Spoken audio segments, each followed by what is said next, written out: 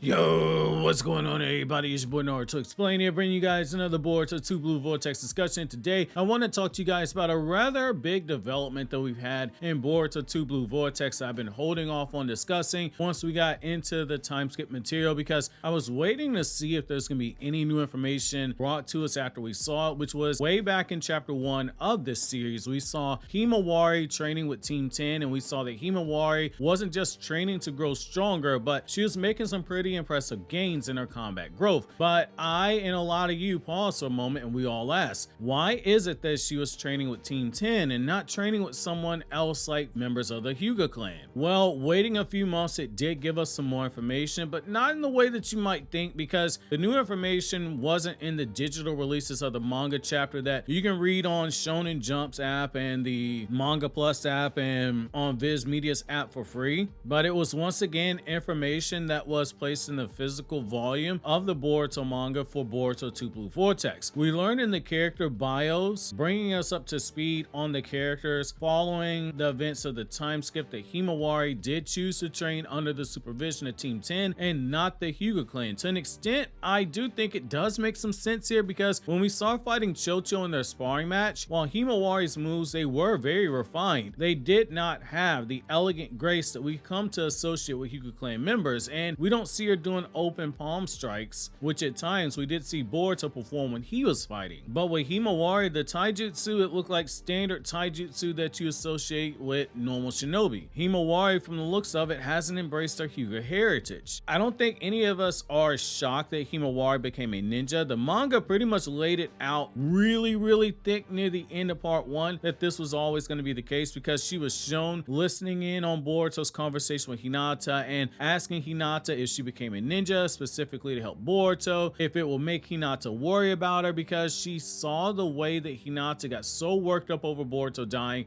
and being brought back to life. That was a sign that she was trending in that direction, deciding on what she wanted to do, because as we've been told before, being a ninja, it isn't mandatory in this new era. It's completely optional, since the number of mission requests has gone down due to this being a more peaceful era. We then got another glimpse at her future with Daemon, the little menace who was out there bullying Code without his limiters, like his life depended on it, going so far as to stomp Code in his back, wipe his feet off, and begin taunting his strength level. Daemon hadn't shown any real excitement about fighting anyone until he suddenly sensed Himawari, and he declared that Himawari had a strong power hidden inside of her, and that Boruto was wrong about his sister having nothing special about her, which we as the audience, we all pretty much can agree that there was a chance that Daemon was right, because when you think about it, it made sense. Both of her parents, they were incredibly strong, and Boruto strongly inherited the genetics of the Otsuki clan according to Momoshiki. It was one of the first things he took note of when Boruto killed him in the manga, saying that Boruto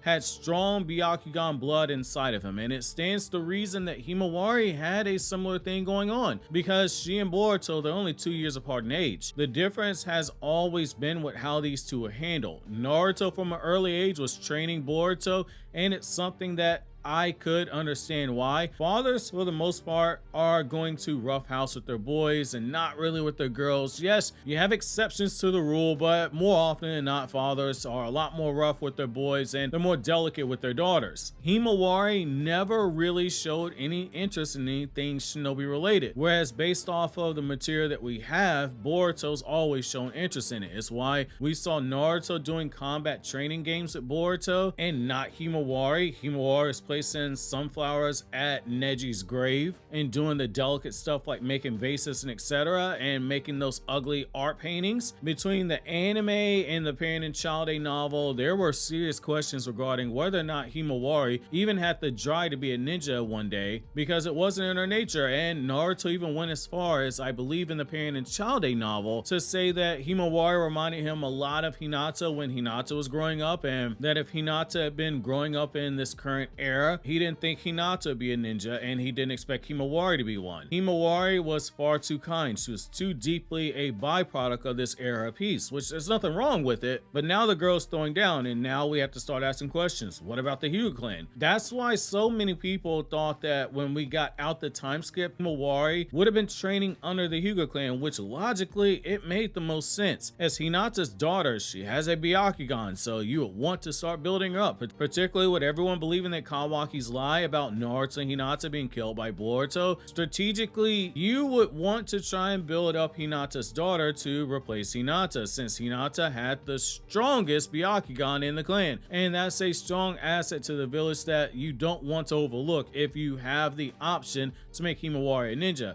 especially if someone like Code, who has all those claw marks that he can leave behind, and the Byakugan, it would come in handy if it was used in a support role by someone on a team. As much as I personally wanted to see Himawari be brought up under Kawaki solely because I wanted to see chaos on the timeline over the prospect of Himawari calling Kawaki big brother in front of Boruto and Kawaki being a gaslighter, I wanted to see Boruto and Himawari fans in tears, which yes, I know that was too far of a reach, hence why I said I personally wanted to see it, so we can get Kawaki with some major heat as a villain, which in hindsight, it might not have been a bad idea because Kawaki's catching so many L's right now that it wouldn't shock me if Himawari busts his ass 1 or 2 times during the time skip. The only real benefit I could see with Himawari training under Team 10 is that it likely was done at the idea of Shikamaru. While I don't think we see Himawari bust out Shadow Possession Jutsu, Partial Expansion Jutsu, Mind Transfer Jutsu, which, as a reminder, those are not Kekkei Genkai. They are hidden jutsu passed down from members of the elders of those clans to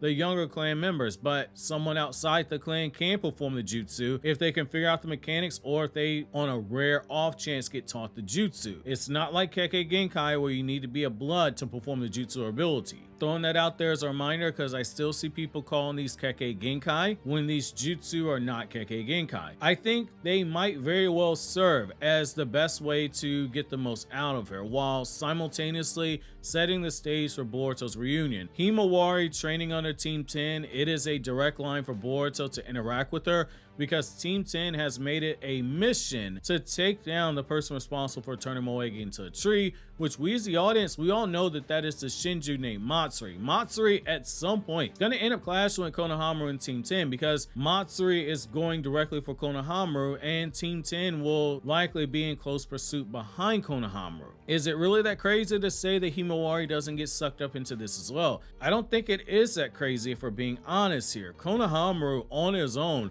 is enough as far as having Boruto have incentive to have his radar go up. Because even though Konohamaru might not know that Boruto's his student because Omnipotence switched his memory of Boruto and Kawaki, Boruto still remembers that truth and won't leave him out to dry. There's still some loyalty there.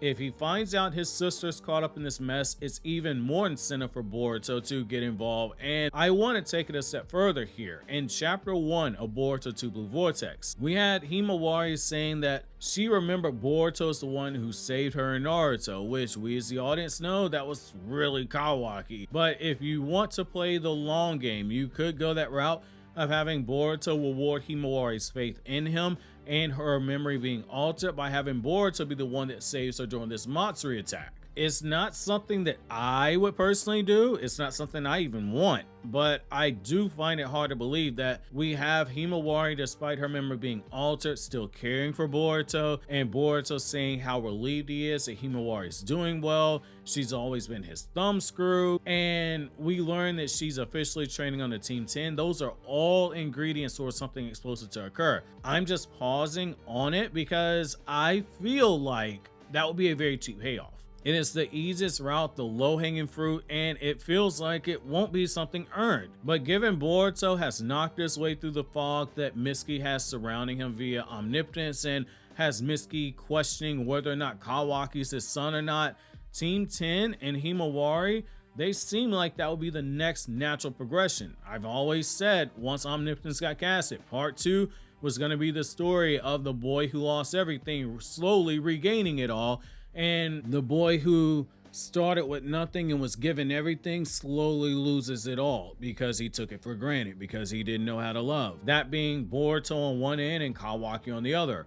It would fit what Masashi Kishimoto did in the past. In the 72 volumes of Naruto's manga, when you take away Team 7, Team 10 was the one that most people would agree had the most development, because they had sub-arcs that interconnected all the way back as far as the tuning exams, all the way to the climax after the war, after they battle Asuma in the beginning of the war, and we see Choji fight alongside his father using butterfly mode for the first time without assistance in the manga. And Ino and Shikamaru, they get the baton passed by their fathers right before Madara nuked them into ninja heaven or hell, depending on what magazine Shikamaru's father was hiding in his closet that he told Shikamaru to get rid of. Famous last words right there. I could see Team 10 from this era getting a similar treatment. They were the ones shown when Kawaki was being hunted down, and they subsequently were hunting Boruto after their minds were swapped. Moegi is playing the Asuma role right now via her Shinju clone Matsuri. Again, I'm not a big fan of Himawari and Team 10 being used in this way, but there's enough there that I think you can justify it, and it will be the only thing that narratively truly explains why she be training under Team 10. Is adding her to make for a better anchor for Boruto to give Boruto more stakes in these fights moving forward. But again, I'm not too sure how I feel about it. It leaves a rather sour taste in my mouth to think about it, and it makes me nervous for what's going to come next, but not more nervous than I was reading that new Jujutsu Kaisen chapter, seeing what Sukuna did, which you can check out my review by clicking this link on the screen.